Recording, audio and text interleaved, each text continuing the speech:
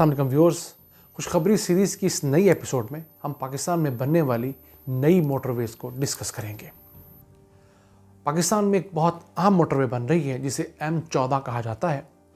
वो है इस्लामाबाद से DAE खान तक की मोटरवे। ये मोटरवे वैसे तो 285 किलोमीटर तवील है। इसके ऊपर 80% काम मुकम्मल हो चुका है और इसे आवाम के लिए जून 2021 यानी अगले साल खोल दिया जाएगा।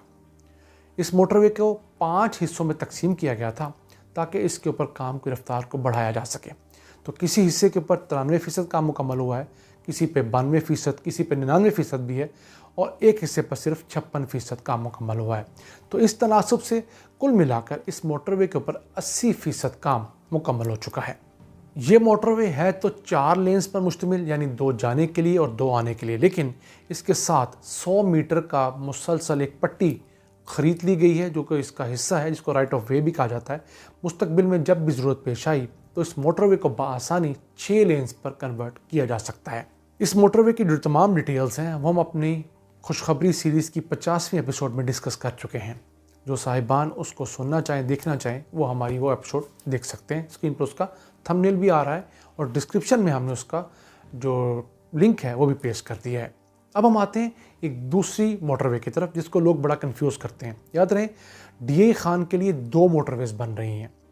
एक तो ज़ेरे तामीर है, वो है इस्लामाबाद से DAE खान डेरा इस्माइल खान की मोटरवे, जबकि दूसरी मोटरवे पेशावर से डेरा इस्माइल खान बननी है। उसकी फिजिबिलिटी के ऊपर काम हो रहा है।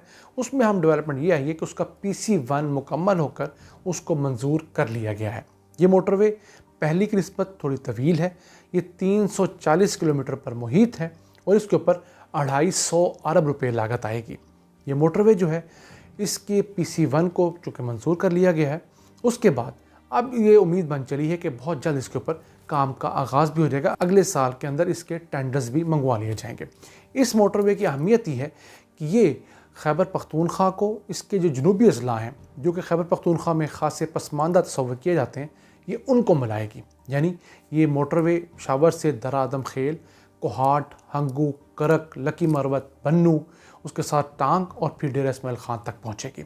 ये ना सिर्फ जनूबी अजला बल्कि जो नए मर्ज होने वाले अजला हैं जो पहले फाटा में होते थे, फाटा कहलाते थे, वो जैसे लेट्स सपोज दरा आदम खेल है, अब वो इसका हिस्सा बन जाएगा, खैबर पख्तूनख्वा का हिस्सा है।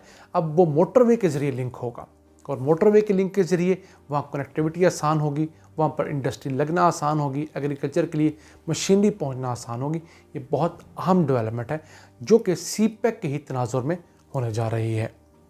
इस मोटरवे के ज़रिए 19 इंटरचेंज बनाई जाएंगी, यानी कि 19 जगह से लोग इसके ऊपर आ सकेंगे और उतर सकेंगे। मुख्तलिफ जगह, मुख्तलिफ शहरों को, मुख्तलिफ बड़े टाउन्स को 19 मुकाम से इसके साथ जोड़ा जाएगा और इसकी तामीर में 110 पुल बनाने पड़ेंगे। अच्छा, यहाँ मैं एक गलतफहमी दूर करता चलूँ, शायद मेरी पिछली वीडियो से लोगों को हो गई थी। वो ये थी कि मैंने कहा था कि मुराद सईद ने ये दावा की है कि उन्होंने गुज़िश्ता साल नून लीग की निस्बत 42% सड़कें और मोटरवेज ज़्यादा बनाई हैं। तो कुछ लोग जो हमारे नून लीग के चाहने वाले हैं वो मुझे पिल पड़े मेरे ऊपर, उनको मैं क्लियर करता चलूँ। मैंने उस टाइम भी कहा था, मैं अब भी कहता हूँ, ये मुराद सईद का दावा है कि उन्होंने फैक्ट्स एंड फिगर्स के साथ बताया था कि हमने गुज़िश्ता साल यानी सन 2019 में जो नून लीग का दौर था उससे 42% मोटरवेज हाईवेज ज़्यादा बनाई हैं। उसकी रीज़न उन्होंने कुछ यूँ दी थी कि हम एक तो इन मोटरवेज से आमदन बढ़ा रहे हैं, इनको सस्टेनेबल कर रहे हैं, दूसरा हम इन्हीं से आमदन जो हासिल हो रही है उसी से मोटरवेज बना रहे हैं, हम हुकूमत के ऊपर किसी किस्म का बर्डन नहीं डाल रहे। तो हम इंशाल्लाह कोशिश करेंगे, उसको प्रोब करेंगे, उसको डिग आउट करेंगे, देखेंगे कि उनकी इस बात में किस हद तक सदाकत है। अब हम आते हैं आज की तीसरी खुशखबरी की तरफ, तो बड़ी अहम है, जो हमारे दिल के बड़े करीब है। वो है पाकिस्तान का JF-17 थंडर तैयारा, जिसको नाइजीरिया ने ख़रीदा था सन 2018 में। इमरान खान की हुकूमत आने के बाद हमने उसके कॉन्ट्रैक्ट को तौसीक की थी हमने उसकी।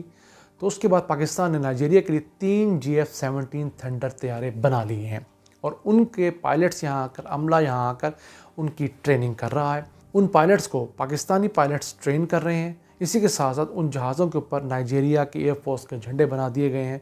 आप तस्वीर कुछ देख रहे होंगे स्क्रीन के ऊपर, ये सारी तस्वीर उन्हीं की हैं।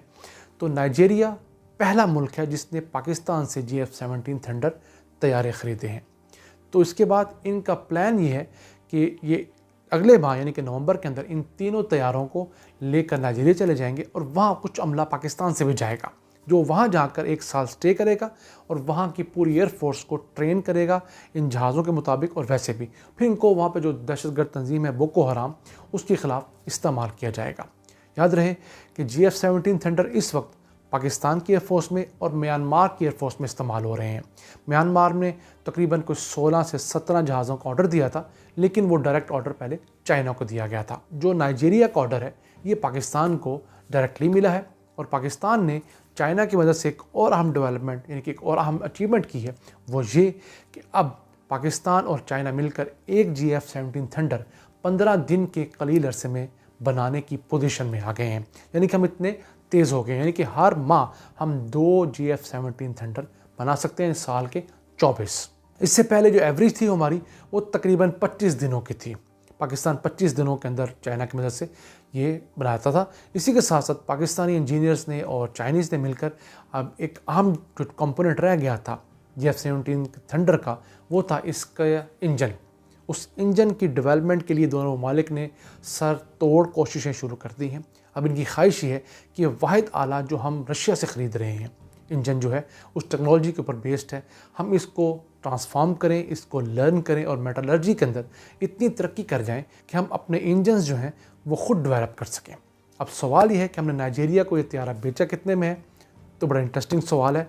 हमने तकरीबन $61 मिलियन यानी कि 6 करोड़ 10 लाख डॉलर का हमने एक तैयारा इनको बेचा है। ये हमने 3 तैयारे $183 मिलियन में नाइजीरिया को बेचे हैं।